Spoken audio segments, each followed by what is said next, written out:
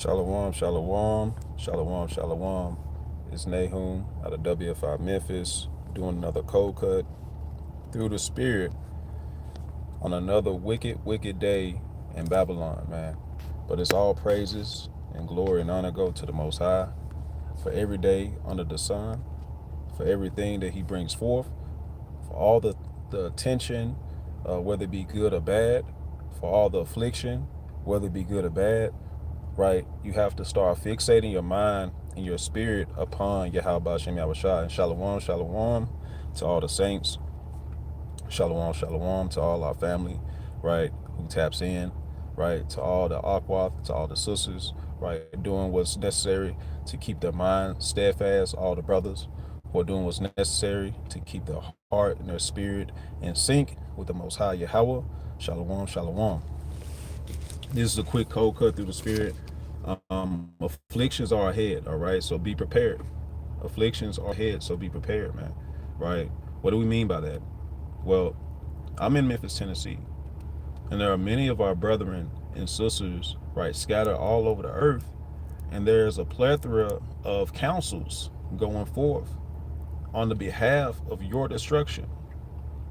There's a plethora of counsels going forth that they're planning, right, to destroy not only you, but your children, if you have children. They're planning to destroy your family.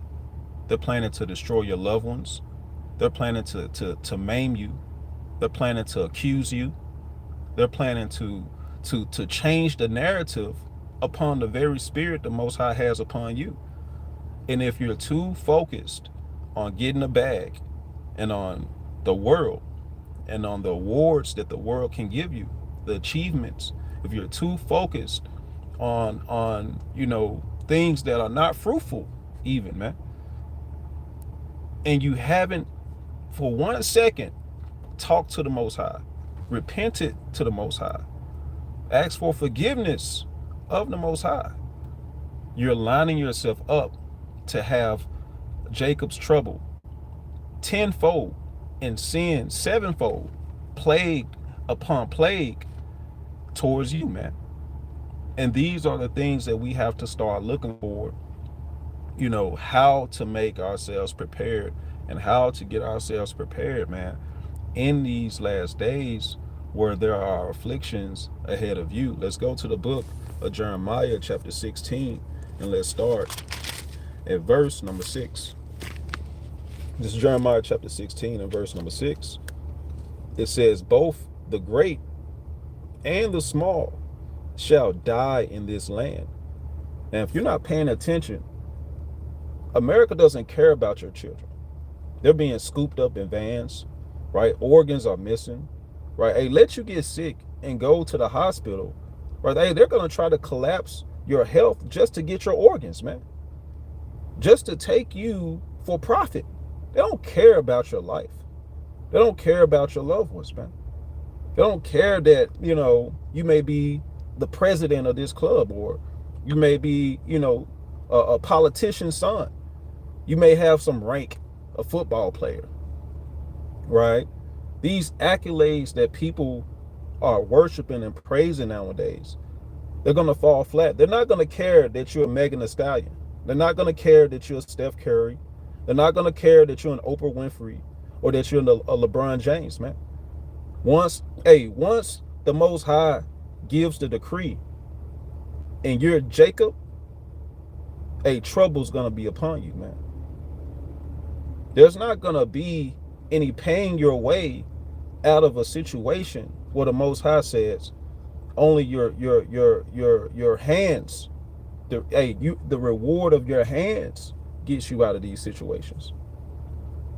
The patience of the saints, man. The faith and the works of the saints, man. It says, right, verse 16, verse 6, both the great and the small shall die in this land. They shall not be buried, neither shall men lament for them, nor cut themselves, nor make themselves bald for them. Now, these are twofold prophecies, because even though the Most High sent prophets in times past to warn the people We can bet your bottom dollar. We can read these accounts and understand that these accounts are going to manifest again as we are sending a decree out, a warning. This is why we call ourselves the watchmen. We call ourselves the watchmen, right? To warn God's people, man. The blacks, Native Americans, and Hispanics. Now you can read this verse and you can see that, hey, who's being buried when they're hanging from a tree? That's happening in 2025. Who's being buried, right, when they're being chopped up? There was an account of a brother who had his skull, right? This was just a couple years ago. He had his skull sawed in half. Perfect precision cut. In the coroner's ruled that animals did it. They said animals did it. There's no foul play. Limbs over here, they found limbs over there. And they found a brother's skull sawed in half, man. So they're taking suit. They're not suffering you to be buried in this land. Not your sons, not your daughters. So you have to get in the mindset of keeping thus says the Most High, right?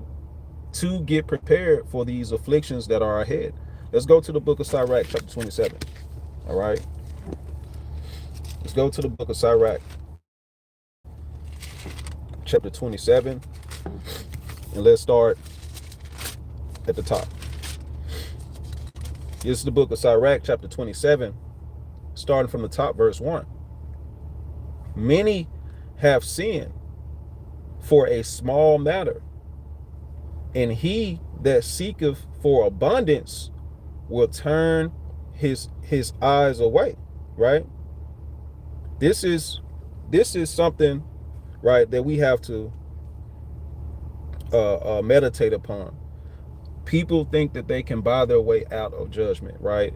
And those who are well off in this world, they're stuck in the pleasures of this world.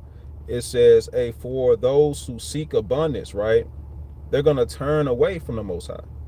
They're gonna turn away from serving thus says the Most High, man. Right? A lot of people sin for a small matter, right? It goes more into it.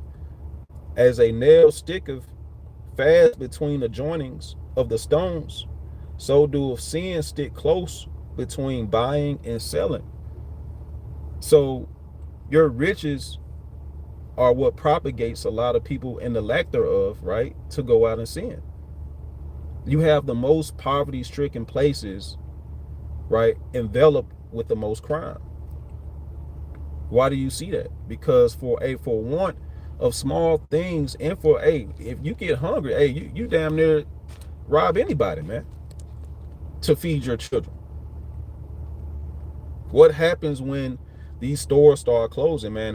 When the National Guard and the police and all those people start rolling down your neighborhoods versus just hitting these, apartments and, these, ghettos, man. What happens when they start hitting the hoods, man? And pulling you out of your homes, pulling you out of your place at night, man, unclothed, undressed, zip tying your 5-year-old, zip tying your 2-year-old, and separating you from your children. What are you gonna do in that day if you're not repentant, man? If you're still playing around, right, on the Xbox, on the PS5, right? You're still, out here committing all sorts of lewdness, fornication, and adultery, right? Being a murderer, even, man. Our people have been bamboozled to think that you're not going to have to answer, right, for the works of your hands. You've been bamboozled, man, right? It reads, we'll continue on, right? It says, as a nail sticketh fast between the joinings of the stones, so doeth sin stick close between buying and selling. Unless a man hold himself diligently in the fear of Yahweh, his house shall soon be overthrown. And that's the prophecy of affliction ahead. If you're not diligently holding yourself, right, in the course of the righteousness that the Most High told you to stay the course, your house will be overthrown. Your affairs will be taken down, man. The things that you do uphold, the Lord's gonna pull that rug right out from up under you, man. That's one hitter you can't get away from, and that's the Most High. That's one person you can't finesse. You can finesse everybody you meet, man. You're not gonna finesse Yahweh by Hashem Yahushua, man. You have to come in sincerity and come in truth when serving the Most High, or prepare to be afflicted. You get prepared to not be afflicted by doing what? The righteous acts. Does that mean martyrdom won't happen to God's chosen people? A lot of people who are doing the right thing are going to be made an example out of for prophecy's sake, for righteousness' sake. But you get your reward. You get your crown. This walk is unto death. And if you're not prepared to die for the Most High, you're going to die in your sin, and the reward is going to be grievous for you, man. A lot of you all are prepared to die for money. You're prepared to die for your children. You better not touch my child, and you better not do this. I'll go to jail over her. You're prepared to risk it all for the world. But for the Most High, well, he know my heart. You make excuses. Excuses are going to get you killed, man. 2 times. Even after death, man. Let's go to the book of Revelation, chapter 14 and verse 8. Right? Let's go to the book of Revelation, chapter 14. And let's start at verse 8. And it reads. All right, bear with me. And there followed another angel saying, Babylon is fallen, that great city. And you got to know that America and America's constituents, allies, man, they've been drunk for too long. Their pride has reached the heavens. So if you're caught, if you're caught with your hands in the cookie jar with America, you're gonna reap these benefits of falling with America. And it's going to be a mighty fall through the Spirit, right? It says, Revelations 14 and 8, and Babylon is fallen, that great city, because she made all nations drink of the wine of the wrath of her fornication. That fornication is a list, right? It's not just one thing, it's a list. And that list may have your name tied to it. You might be on the list of those who have to be reconciled by wrath because you were disobedient, you were hard-headed, you were stubborn, you were stiff-necked, you were reprobate, you were a repeat offender. You didn't care about the Most High. You hated your brother and your sister in your heart continually. You may be on the list of those who got bamboozled by the wine that America propagates as way of life. Way of life is not thus says the Lord. Way of life is you gotta be you're grown at 18. Way of life for people in Afghanistan, they just passed a law that you could marry 9-year-olds, man. They took it down from 18-year-olds to damn hell 9-year-olds. You can marry a 9-year-old. That's way of life. Whatever man wants to do. But if you get caught in the cares of this world and following the ways of life, well, you should have a degree by this age, and you should do this and do that. You're gonna fall susceptible to the wiles of the devil, man. The wiles of the devil are manifold. He can trip you up in any position you think you're gonna, any direction you're moving. Satan has a snare. So you have to follow thus says the Lord to even manage to get past the affliction that's ahead of us, man. And this affliction is going to hit the whole earth. Don't be confused. It says, Babylon is fallen, that great city, because she made all nations to drink of the wine of the wrath of her fornication. All right. And this is something that you better not, take for light. That all nations are drunk with a doctrine that is contrary to thus says the Lord. Let's go to the book of Second Ezra. All right. Let's go to the book of Second Ezra. Okay. And let's go to chapter 15 through the Spirit. Let's go to chapter 15. Second Ezra chapter 15. Let's start at verse number 17. Second Ezra chapter 15. And let's start at verse 17. And it reads, matter of fact, yeah, we'll start at 17. It says, and a man, right? A man or woman, for that matter, shall desire to go into a city and shall not be able. Why are you not going to be able to go as you please? Well, if you're paying attention, they're already saying if you're not abiding by digital metrics and biometrics and digital IDs, hey, you're going to be banned out of this state, out of this country, out of this nation, out of this place. Hey, if you don't even have a specific, right, what they call real ID, you can't even get on planes in certain cities and states, man. You can't even travel commercially. So these things are gonna hit the earth in a treacherous way, right? Where if you don't get down with Esau's system, and Jake, you got to learn how to be wise as a serpent and harmless as a dove. Matter of fact, man, a lot of you all, shoot yourselves in the foot because you don't know how to, move with the Most High, right, and move in a wise way.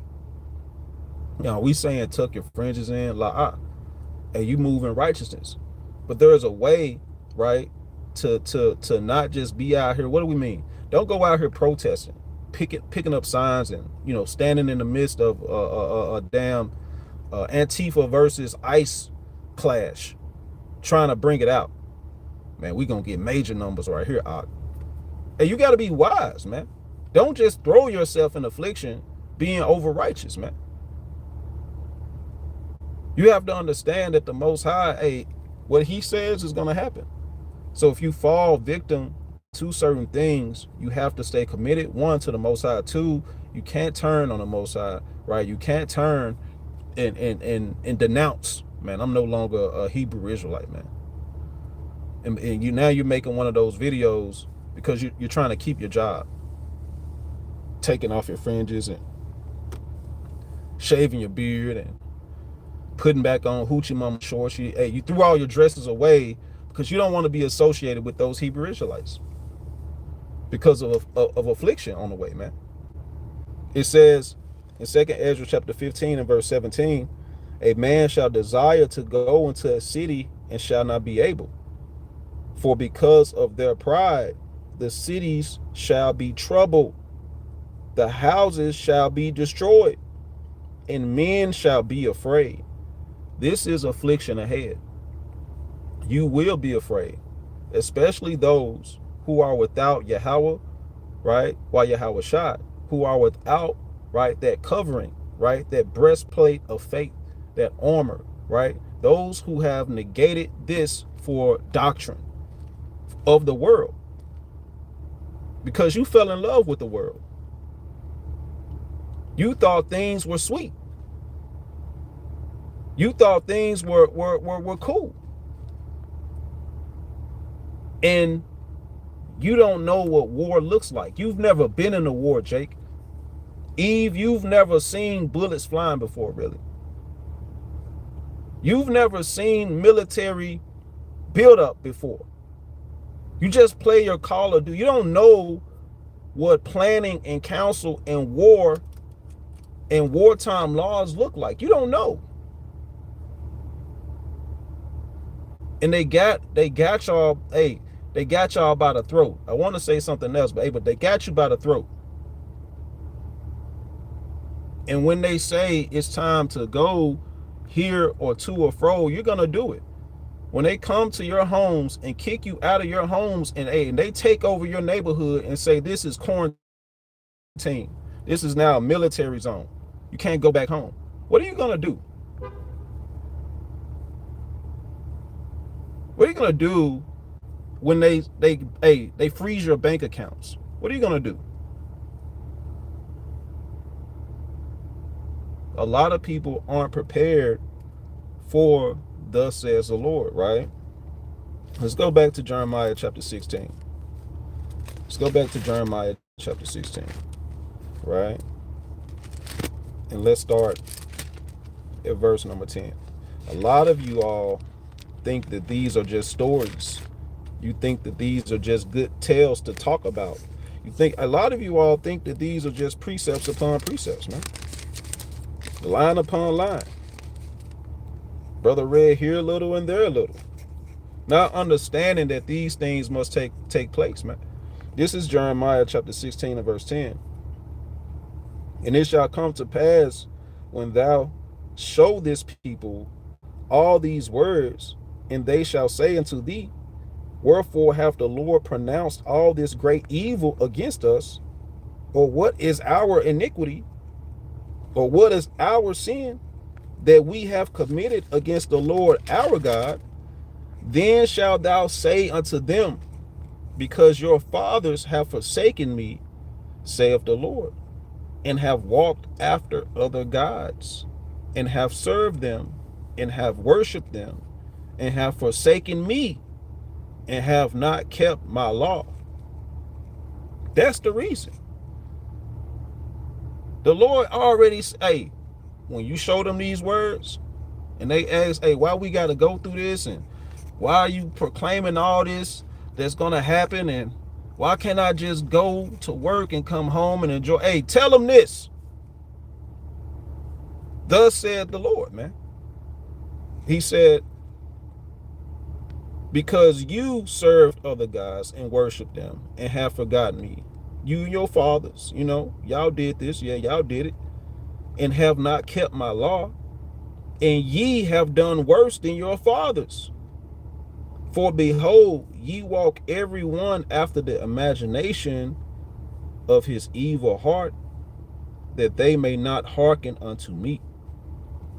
So that's the contingency towards wickedness. Either we figure it out doing the right thing, or we fall into hurtful, disastrous destruction because we kept doing the wrong thing, man. Right? This is the book of 1 John chapter 2. It's the book of 1 John chapter 2 and verse 15. And it reads, love not the world, neither the things that are in the world. If any man love the world, the love of the Father is not in him. For all that is in the world is the lust of the flesh, the lust of the eyes, the pride of life. Hey, and this is not of the Father, but it is of the world.